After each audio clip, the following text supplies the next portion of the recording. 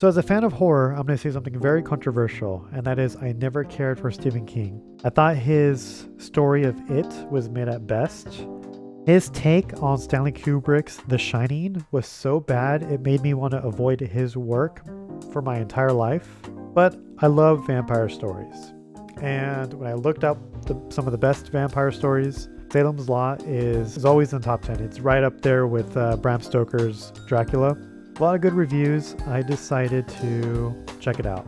Went to my local bookstore, went to the horror section, saw Mr. King's books take up at least 50% of the damn section, which was a little annoying.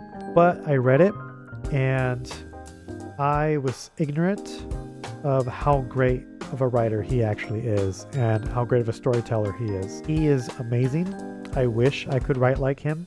And this book is amazing. So the story begins with our main character by the name of Ben Mears. He's a writer going back to Jerusalem's Lot, where he had spent some time there as a child. He needs some inspiration for his new book. That inspiration comes in the form of the Marston House, which is a large, creepy home on top of a hill overlooking the town.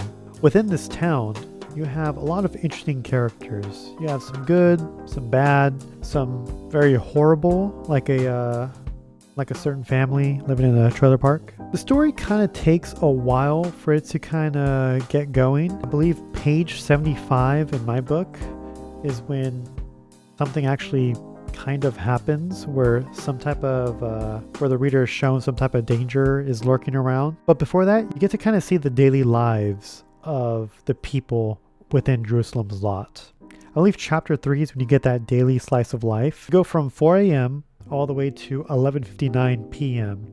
You see how characters within the town live their daily lives, from the milkman to students to the kids of the town to the high school teachers, you name it, you get the whole shebang.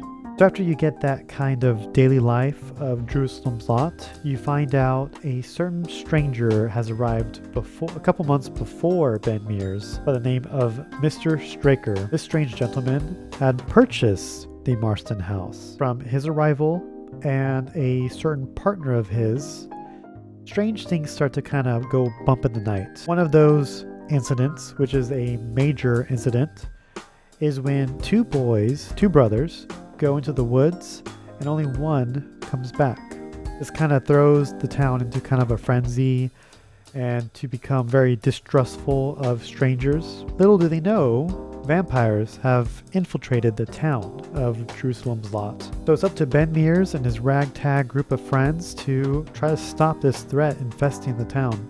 Within that group of friends, you have the love interest, which is Susan Norton. You have an elderly high school teacher by the name of Matthew Burke, who quickly becomes friends with Ben Mears. You have a young doctor by the name of Jimmy Cody. You also have an elementary school student with a very interesting set of skills. And finally, you have Father Callahan, who is a priest and an alcoholic who is struggling with his faith. What I like about this book is that group kind of reminds me of an RPG party. You know, you have your medic, which is the doctor. You have your cleric, which is the priest. You have kind of like this tough, feisty woman, which is Susan. And you have a very interesting young boy to help the group.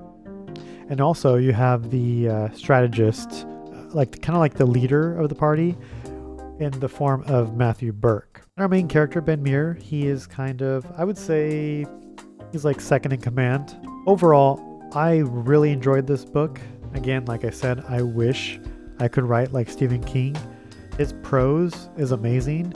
It's not too long, but not too short. The dialogue is great, and the scares are really good too. A certain scene that stands out for me is when a certain character ends up looking out their window, and right outside of the glass is someone looking right back at them. I'm sure that is a scene that no one wants to experience, and that is what makes it so effective, in my opinion. Another scene that I love in this book is with Father Callahan. He has a crisis of faith, and you truly get to see if he believes in what he preaches. Does he believe in God? Does he have faith that God has his back, or does he have none? And this is a critical moment in his character that seals his fate. And you'll find out whether he succeeds or he fails. And it's an amazing moment in the book. Overall, I love this book. It actually gave me certain ideas for my own story that I want to write. I would highly recommend anyone who loves horror or loves vampires to read this book. And again, I was very ignorant of Stephen King. I can understand why a lot of people love his writing and why he's considered one of the best modern day horror writers. And I'll think twice when I see his books take up 50% of the horror section. It should at least be 30% in my opinion. There should be more room for other authors in that genre. But I'm definitely going to be reading more of Stephen King. I think I will start with The Shining and compare it to the movie that I love so much. Again, I highly recommend this book. If you want horror, if you love vampires, go out and get this book, and I'll see you guys next time.